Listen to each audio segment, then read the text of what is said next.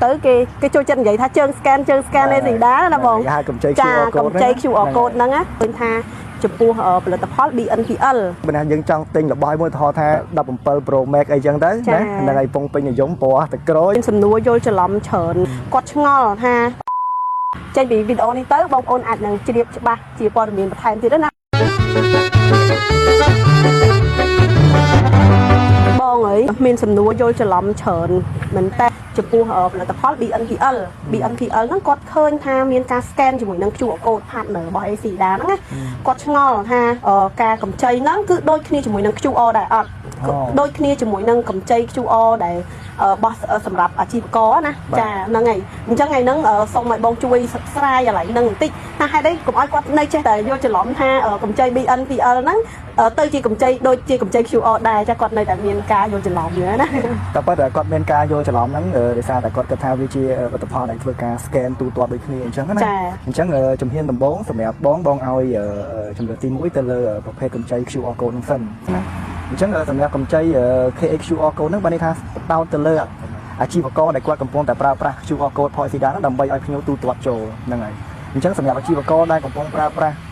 KXUR របស់ ACDA ហ្នឹងគឺគាត់អាចស្នើសុំកម្ចីជាប្រភេទទុនបង្វិលតាមរយៈប្រតិបត្តិការចេញចូលជាមួយនឹង QR code របស់គាត់ជាមួយនឹង ACDA Super App របស់គាត់ហ្នឹងបាទអញ្ចឹងមានន័យថាអ្នកដែលអាចស្នើសុំកម្ចី KXUR បានលុះត្រាតែគាត់គឺជាពាណិជ្ជករបាទបានន័យថាជាអ្នកលក់របស់យើងនិយាយថាជាអ្នកលក់ចាបាទប៉ុន្តែដល់ឡែកកម្ចី BNPL ដែលពាក្យពេញគេហៅថា Buy Now Pay Later បាទបានន័យថាទិញមុនឲ្យលុយតាមក្រោយចាបងចាបាទអញ្ចឹងកម្ចីប្រភេទ BNPL មានន័យថាគឺផ្ដើមចេញពីអ្នក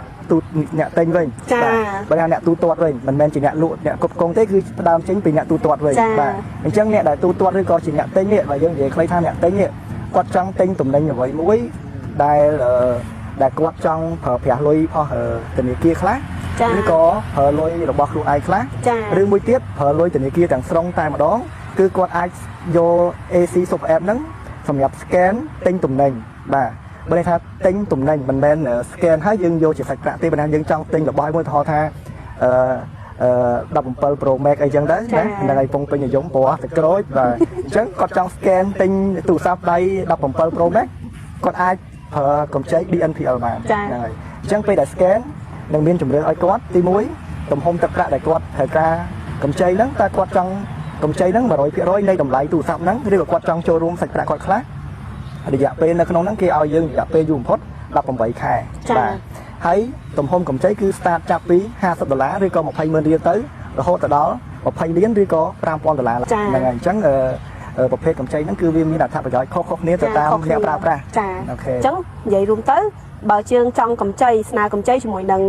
ជើង scan KXUR code ហ្នឹងគឺជាសម្រាប់កម្ចីសម្រាប់អាជីវករតែបើសិនជាបងប្អូនចង់កម្ចី BNPL ហ្នឹងគឺជាសម្រាប់អ្នកប្រើប្រាស់ជាមួយនឹង App ACDA ដែលមានកងធនាគារគណនីធនាគារចាអញ្ចឹងបងប្អូនចង់ទិញទូទាត់ទំនិញទៅតាមរយៈ QR code ACDA ទៅតាមប្រើប្រាស់ជាមួយនឹង App ACDA បងប្អូនអាចជ្រើសរើសទិញទំនិញតាម BNPL បានវិញបើសិនជាការបកស្រាយរបស់យើងទៅនៅមានចំណុចខ្វះខាតបងប្អូនអាចចូលទៅ comment នៅក្នុងវីដេអូនេះដើម្បីឲ្យគ្នាយើងអាចនឹងចូលទៅឆ្លើយតបដើម្បីបញ្យល់បន្ថែមថាតើប្រភេទកម្ចីទាំងពីរហ្នឹងនៅមានភាពខុសគ្នាត្រង់ណាទៀតដែលបងប្អូនអត់ប្រមាណយល់អញ្ចឹងវីដេអូរបស់យើងគឺគិតថាចាប់ត្រឹមប៉ុណ្្នេះហើយអរគុណបាទអរគុណសម្រាប់អ្នកទស្សនាទាំងអស់គ្នាពួកយើងនឹងព្យាយាមផលិតវីដេអូនៅពេលក្រោយទៀតបាទអរគុណជំរាបលាជូនកដោពីខខ្ជុតអាចបិទទៅលើសភៅអាចបិទទៅលើដបទឹកឬក៏អាចបិទទៅលើខេសទូរស័ព្ទយើងបានដែរបាទ